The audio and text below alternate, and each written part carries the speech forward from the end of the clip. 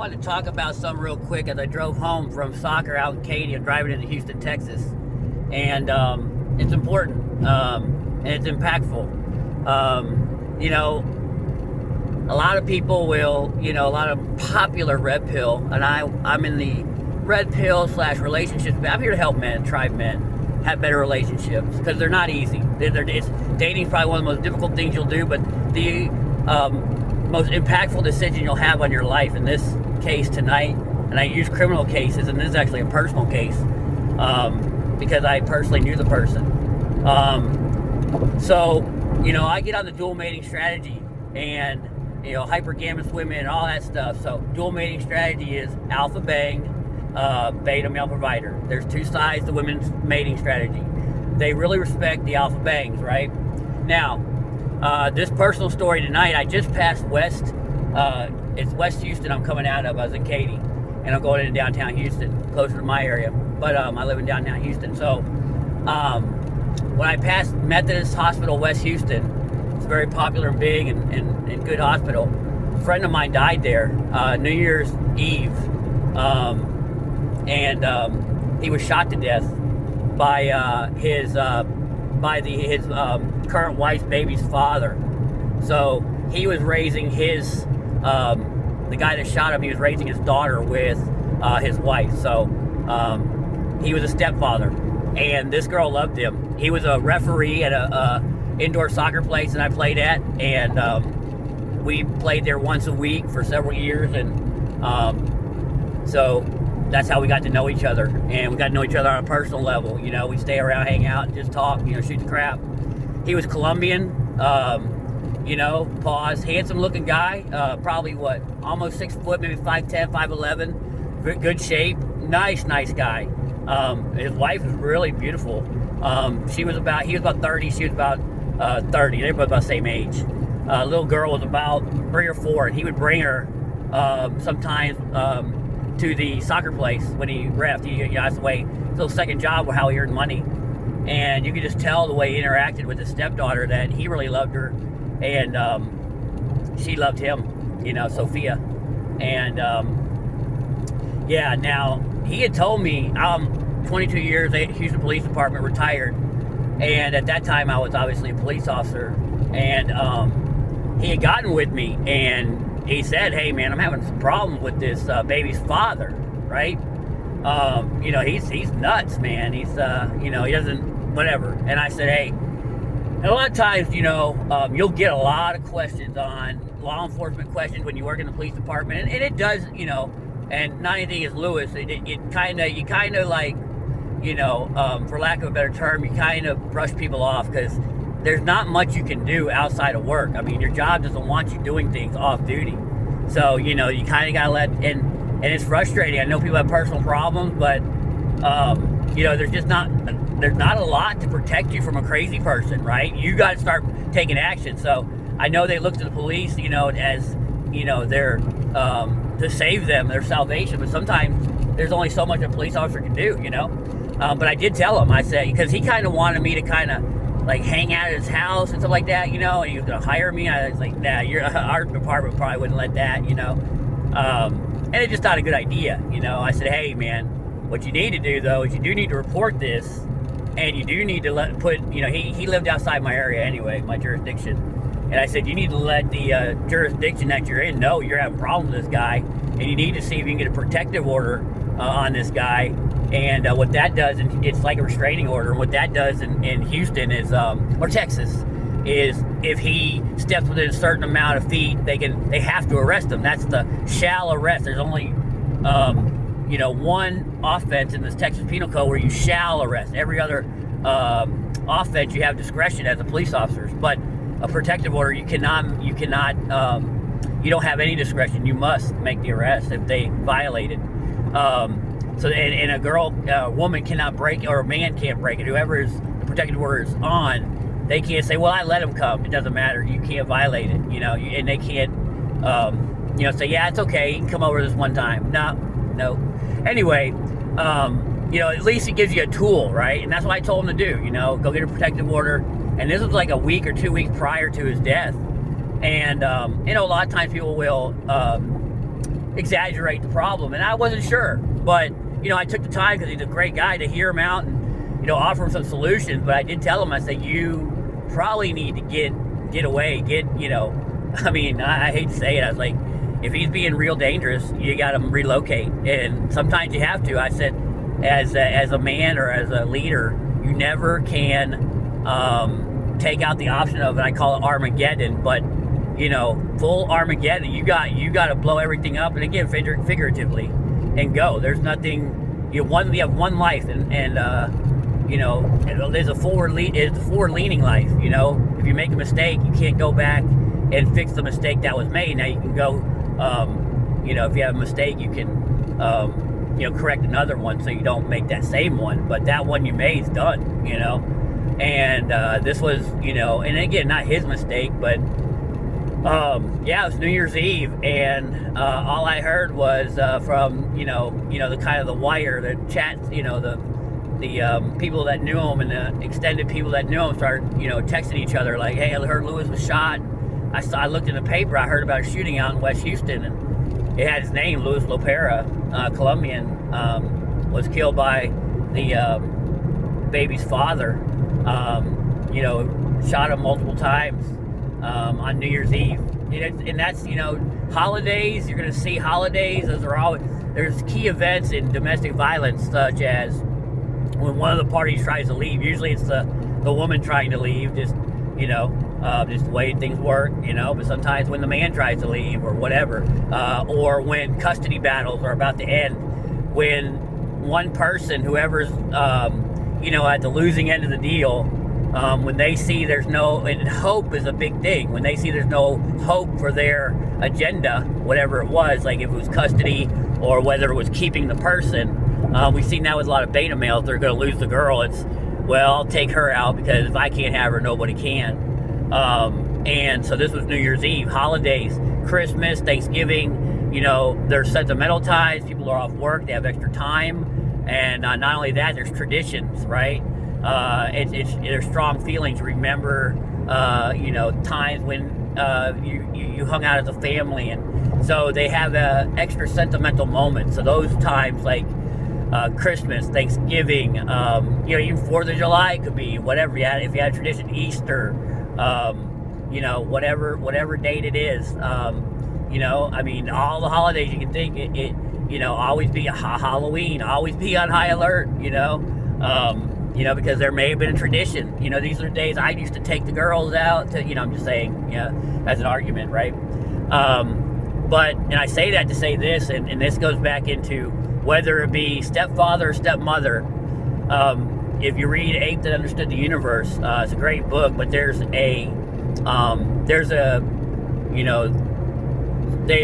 like, in human beings, kinship is a thing. You have a whoever your kinship is, you have a closer relation to them, like we say brother or sister. What's up, brother? Because that we know that brotherhood is a kinship and blood relation. For whatever reason, God, higher power, had made that more important for our altruism, our care, our kinship. So that goes to kids too. And also in the Ape That Understood the Universe, that a stepchild is 400 times more likely to fall to the demise of homicide or murder if it's a stepchild, to a step-parent. 400 times more likely, not one time more likely, not 2 times more likely, 400 times, and that doesn't even include neglect. So our the narrative that step families can work, they can, but that's usually an exception. And we've been sold a BS. And again, it's not a cabal. It's not women have an agenda. They need their kids looked after. And a lot of times they'll sleep with the alpha male, but the alpha male doesn't stick around. I mean, this is what we're learning, right? This is the brutal truth of nature. Nature's not, nature's not sometimes fair and equitable. Nature's brutal, and that's sometimes why dating is hard, because nature is brutal, right? The best man wins, and we hate that. Well, I'm a better man, I'm a good man. Well, not in her eyes you weren't, you know, and one man has 5 girlfriends and one man has 0. It doesn't matter. He's seen as more attractive, you know, just like lions and moose and rams and whatever it is, whatever mammal it is. There's competition among males, and not all males get to bang, and not all males get to have children. It goes to the strongest male. You have to understand the game you're in. And also but you can use that to your advantage once you learn that. And if you learn hypergamy, meaning, go look at, and I'll link it to this video. It's Hypergamy Don't Care by shout out Rollo Tomassi, the godfather of the red pill. That's one of the best, best things he did, chapters he did in his book. And get that book, the Rational Male, his first one. And it talks about hypergamy, and hypergamy don't care, meaning there's only certain things women care about. Number one, alpha bang is who they truly respect. The alpha bang, the alpha Fs. They make rules for betas, they break rules for alphas. And just by raising stepchildren, she'll see you probably as beta, because a strong man, a man that has options, will choose a woman without children. You know, so she's gonna have to overcompensate. And a lot of women don't understand that. If she's not gonna overcompensate or understand, your sacrifice, and I have personally been involved in this. They don't understand. I was taking, stepchildren. I've been in it for 8 years. I was taking stepchildren to school, picking them up from soccer practice. I coached their soccer teams. And do you think I got credit? Do you think I got, I was given maybe a pat on the back. But even while I was doing these things, and this was near the end of the relationship, because for a long time I didn't move in, and that's another thing I say, don't move in. But even while I was doing these things, the relationship was falling apart, and I was, I couldn't understand it. I'm doing all this, sacrificing all this time and energy, and and I do love her, and I want her to show her that I love her. And you feel sometimes there's equity in life. If I do something hard or I sacrifice for somebody, they'll understand or reciprocate with either actions similar, or they'll reciprocate with love and care. And women don't do that. They do, but only if it's on the agenda that they care about, and women won't admit this, and this is not to attack women. We love them here on my channel, whatever. In all my videos, they might not realize it, but dude, I love women. That's why I go over this. That's why I learned how to deal with them better. Now, they're not gonna like a lot of the stuff we say, but that's okay, because that lessens their power over us, right? And we can take our power back. And when you're taking your power back from someone, they are going to react poorly. They're going to, like they do in my comments, stuff like that. They attack me. They're snarky. They're, if there's no problems, why are you, leaving bad comments? It's only women, I've never, not men, so, they're bothered by it, and that's okay. Like, I get it, right? If I was losing power or didn't have as much power over somebody, I would try to change the narrative too, right? I wouldn't want the more powerful narrative to live out. So that's kind of what goes on. And, you always have to watch out for the white knights and the Captain Save It 304. They'll be there too to help them, the beta males, to help the ladies too. So you have to watch out for them too. But going back into my story of Lewis, it's, he dedicated himself to his little Sophia stepdaughter, and he loved her, but in the end, it cost him his life. And that's why this stuff is so important. That's why I do cover this stuff. That's why it is impactful to me. And no woman's bad comment, no woman's, bitterness to my message. I don't care. I really don't, because I know the truth. I've seen the truth. I've lived the truth. So understand from my perspective, and understand that if you're a good moral man, if you're a man with integrity and character, which is most of y'all out there, tribes, and the tribe men, understand that's who you are, and you deserve respect from women, and you're not making bad decisions, and don't be afraid to lead. And if they're not respecting you, then obviously respect yourself, and remove them, But yeah, so yeah, he was shot and killed by the baby's father, and he believed in the narrative that step families can work, and and he was doing a beautiful thing. But at the end of the day, it didn't matter. The father doesn't care. The father doesn't understand. Whoever, we don't usually do an assessment on the baby's father. And if you start having those problems, you got to tell the woman, like, dude, I'm out. I am out. Like, and if I go back and save Lewis's life, I would tell Lewis, and I wasn't red pill then. So it's my fault, to a certain degree. I wish I could have told him, get out. Leave the girl and Sophia. That is, that's not yours. And you can still be with your wife and love her, but save your, he can't go back and fix it. He can't go back and not be shot up. Fix the problem will be, you don't own that problem. That's her problem. And you made it your problem by marrying her, moving. But the daddy has put you on notice that he's crazy enough to take your life. You know what I mean? And so you can, hey, I'm going to go get an apartment. We're going to stay in love or whatever. But I'm going to get in an undisclosed place. I'm going to have an apartment and this is yours, baby. Whatever. Or we're about to move to an apartment. We're going to move to another city. Whatever. Armageddon, how much you love her, you got to get out, and then maybe work on, settling the relationship another time. But, yeah, if a woman has and I had a guy call me the other day, and he was dating his wife had unfortunately passed, and finally he found a girlfriend that was really cool, but she also had an ex that was causing problems, and he's like, what should I do? This guy, I said, you tell her that ain't my problem, and I ain't gonna fix nothing. And you need to settle that and stay away from her. As far as keep your distance. Because an ex's problem in a girl's life ain't your problem. Oh, but you love me. No, that's their manipulation. Yeah, it's great. I do love you. Once you get that stuff taken care of, come back to daddy. But as of right now, I'm out. Because women, we think as men, and I'll be almost done here because I'm almost home, but we think as men that, if let's say there's 1,000-point score, right? And we think, okay, let's say our great looks and our great personality, out of 1,000 points, we get a 500. And then we think, man, I'm taking care of this kid, and taking him to school, and I'm taking him to, say, a medical problem, I'm paying for his medical bill. You think you're getting points for all that. You think, actually you're losing points, because she's like, why would a beta male like this do this, right?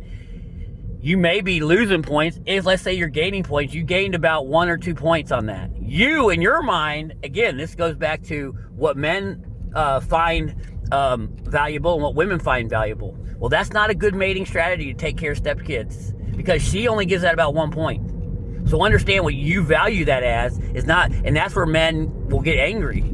It's because we say, well, in my equity of life, this is what this sacrifice should give me, right? And the woman says, well, I mean, this is nature, and I really don't care. My hypergamy tells me, give you 1 point. And you're like, well, I'm a man, I think you should give me 500. It doesn't matter what you think. It matters what nature thinks. And this is subconscious in a woman's mind. She's not evil for wanting you to do this, but it's on you for, making that bad decision if you know the facts. If you didn't know the fact, you can be ignorant to the facts, and this is why I'm trying to tell men that there are facts out there that a woman, you're raising a stepkid, number one, she doesn't care, not that much. Number two, she can lose respect, because real alpha males don't want anyone else's kids. And go watch a couple of my other videos. Even you should watch all my videos, because you'll have your relationship stuff in order. But even women don't like an evil stepmother. And what was that, Cinderella or Snow White, whatever it is, an evil stepmother.